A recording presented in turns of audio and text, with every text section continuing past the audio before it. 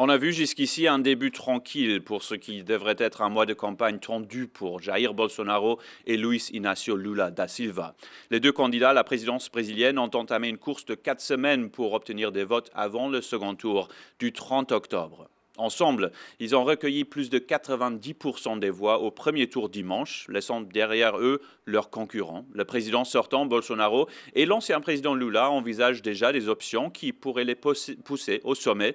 Celles-ci pourraient prendre la forme d'alliances politiques ou de soutien de candidats éliminés dimanche. L'élection déterminera si un gauchiste revient à la tête de la 4e plus grande démocratie du monde ou si Bolsonaro peut faire avancer son programme d'extrême droite pour un autre mandat.